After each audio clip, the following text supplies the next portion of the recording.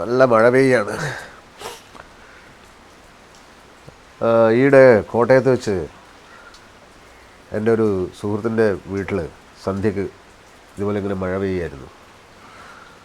അപ്പോൾ അദ്ദേഹം എന്നോട് പറഞ്ഞു, മഴ എന്തൊരു സൗന്ദര്യമുള്ളൊരു സംഗതിയാണല്ലേ, എനിക്കെത്ര നേരം വേണമെങ്കിലും മഴ ഇങ്ങനെ നോക്കി നിൽക്കാൻ ഭയങ്കര ഇഷ്ടമാണ് എന്ന് പറഞ്ഞു. അപ്പോൾ ഞാൻ എൻ്റെ ചെറുപ്പകാലത്തുള്ള മഴയെക്കുറിച്ച് ആലോചിച്ച് പോയി. മഴ എന്ന് പറയുന്നത് എന്നെ സംബന്ധിച്ചോളം ആ സമയത്ത് ഒരു പേടിപ്പിക്കുന്ന സ്വപ്നമാണ്. കാരണം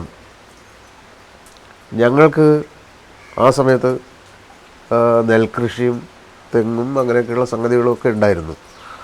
പക്ഷേ അച്ഛൻ ഈ കൊയ്ത്ത് കഴിയുമ്പോൾ അല്ലെങ്കിൽ തേങ്ങ ഇട്ടിട്ട് അത് ഉടനെ തന്നെ വിറ്റ് കളയും. കാരണം അച്ഛന് കോടതിയിൽ ധാരാളം കേസുകളും അപ്പോൾ വക്കീലന്മാർക്ക് കാശ് കൊടുക്കാനും ഒക്കെ പൈസ വേണം. ഈ മഴക്കാലമാകുമ്പോൾ ഇതിൻ്റെയൊക്കെ ദാരിദ്ര്യം അങ്ങോട്ട് തുടങ്ങും. അപ്പം മഴ എന്ന് പറയുന്നത് വല്ലാത്തൊരു പേടിയാണ്, ദാരിദ്ര്യത്തിൻ്റെ കാലമാണ്. മഴ വരുമ്പം ദാരിദ്ര്യത്തെപ്പറ്റി ഞാൻ പേടിക്കുന്നത് വേറൊരു സംഗതി കൂടിയാണ്. നമുക്ക് പുറത്തിറങ്ങാൻ പറ്റില്ല. അടുത്തൊക്കെ നല്ല ഭക്ഷണമൊക്കെ കിട്ടുന്ന വീടുകളൊക്കെ ഉണ്ട്, ബന്ധു വീടുകളൊക്കെ ഉണ്ട്.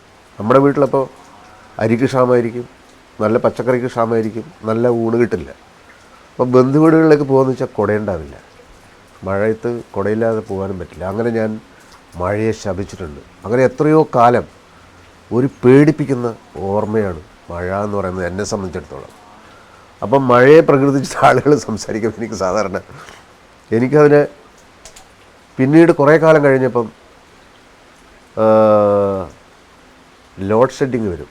ലോഡ് ഷെഡിങ് വരുന്നത് ഇടുക്കിയിൽ ആവശ്യത്തിന് മഴ പെയ്യാത്തത് കൊണ്ടാണ് എന്ന് മനസ്സിലാക്കിയപ്പോൾ മഴ കാണുമ്പോൾ ചെറിയൊരു ലോഡ് ഷെഡിങ്ങിന് ചിലപ്പോൾ ഒരു കുറവ് വരാൻ സാധ്യതയുണ്ടല്ലോ എന്നുള്ളൊരു തോന്നൽ.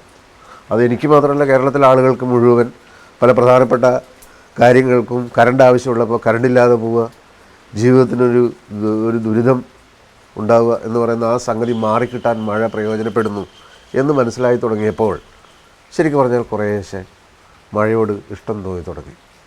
ഇപ്പോൾ ശരിക്കും പറഞ്ഞാൽ ഇപ്പോഴും ഈ തവണ ശരിക്കും പറഞ്ഞാൽ നമ്മുടെ കർക്കിടക മാസത്തിൽ ഒന്നും വേണ്ടത്ര മഴ പെയ്തില്ല. പക്ഷേ പിന്നീട് ഈ തുലാമാസമായപ്പോഴേക്കും ആവശ്യത്തിന് മഴ പെയ്തു എന്നാണ് പറഞ്ഞു കേൾക്കുന്നത്. മഴയെത്തും മുൻപേ എന്ന് പറയുന്ന ഒരു സിനിമയുടെ തിരക്കഥ ഞാൻ എഴുതിയിട്ടുണ്ട്. മഴയെത്തും മുൻപേ എന്ന് പറയുന്നത് അങ്ങനെ ഒരു പേരിടാൻ കാരണം മഴയോടുള്ള എതിർപ്പ് കൊണ്ടൊന്നുമില്ല, മഴ വരുന്നതിന് മുമ്പ് എന്ന് പറയുന്ന ആ ഒരു പണ്ടത്തെ പേടി കാരണമൊന്നുമല്ല. ശരിക്കും പറഞ്ഞാൽ മഴയെത്തും മുൻപേ എന്ന് പറയുന്ന പേര് എൻ്റെ അല്ല. അത്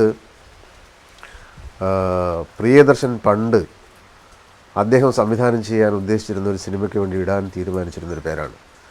അപ്പോൾ ഈ തിരക്കഥ എഴുതി ഷൂട്ടിംഗ് നടന്നുകൊണ്ടിരിക്കുമ്പോൾ ആ ഒരു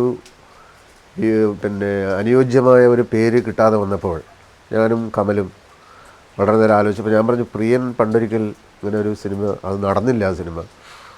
അപ്പോൾ കമൽ പറഞ്ഞു, ഈ പേര് കൊള്ളാം, അത് പ്രിയനോടൊന്ന് ചോദിച്ചിട്ട് ആ പേര് ഈ സിനിമയ്ക്ക് നമ്മുടെ ഈ കഥയ്ക്ക് ഇട്ടോടെ എന്ന് ചോദിക്കുമെന്ന് പറഞ്ഞു. അങ്ങനെ ഞാൻ പ്രിയനോട് ചോദിച്ചു. അപ്പോൾ പ്രിയൻ വളരെ സന്തോഷത്തോടെ ശരി ഇട്ടോളൂ എന്ന് പറഞ്ഞു.